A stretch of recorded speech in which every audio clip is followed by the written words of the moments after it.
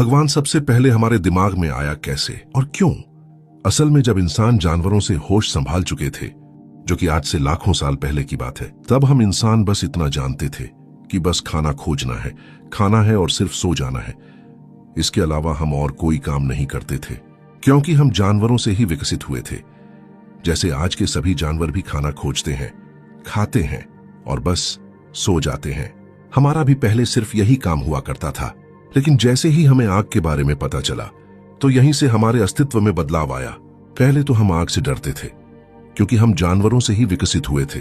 लेकिन फिर भी एक दिन अनजाने में किसी इंसान ने कच्चे मांस को आग के ऊपर किया, और जब उसने उस मांस को खाकर देखा तो उसे चबाने में कोई ऊर्जा खर्च करने की आवश्यकता नहीं हुई।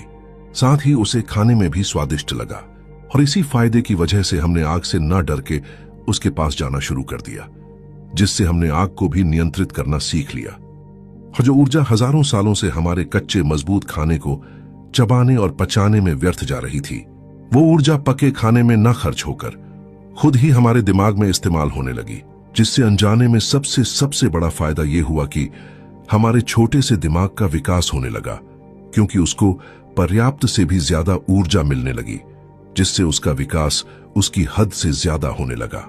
और अगर हम कच्चा खाना ही खाते रहते तो हमारी बॉडी का विकास तो होता रहता, लेकिन हमारे दिमाग का नहीं।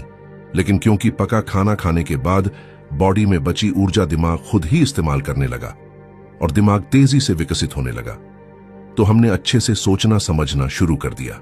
जैसे कुछ समय बाद वहां ऊपर कुछ चमकने लगता है। हालांकि तब हमने बोलना नहीं सीखा था, और ना ही उनको आज हम जो बोलते हैं वो बोला करते थे।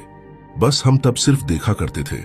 मतलब हमारा दिमाग कुछ अलग और चमकदार देखकर आकर्षित होने लगा था, और सारा ध्यान वहीं लगा देता था, जिससे ऊपर की तरफ हमारी क्यूरियोसिटी ज्यादा होने लगी। लेकिन कभी कभी ऊपर से पानी गिरना और कुछ डरावनी आवाजें भी आया करती थी, जिससे हमें ऐसा भी लगने लगा कि ऊपर जरूर कोई है जो हमारे साथ ऐसा कर रहा है। और जैसे जैसे समय बीता, हमारा दिमाग और विकसित हो गया, जिससे हमने चीजों को समझकर उनके लिए अलग अलग आवाजें निकालना शुरू कर दिया। उसी मुंह से जिसका काम सिर्फ खाना पेट तक ले जाना था। असल में सभी चीजों का आविष्कार हमारे दिमाग ने खुद ही किया है। जिस मुंह का काम सिर्फ खाना पेट तक ले जाना था, उसी से हमने आवाज निकालना बनाया। और जिस जीभ का काम सिर्फ स्वाद चखना था, उसी से हमने शब्द बनाना शुरू किया। और समय बीतने के साथ हमने हर चीज के लिए एक अलग शब्द बनाना शुरू कर दिया, यानी कि उनका नाम रखना शुरू कर दिया, ताकि दूसरे को यह पता चल सके कि किस चीज की बात की जा रही है। जैसे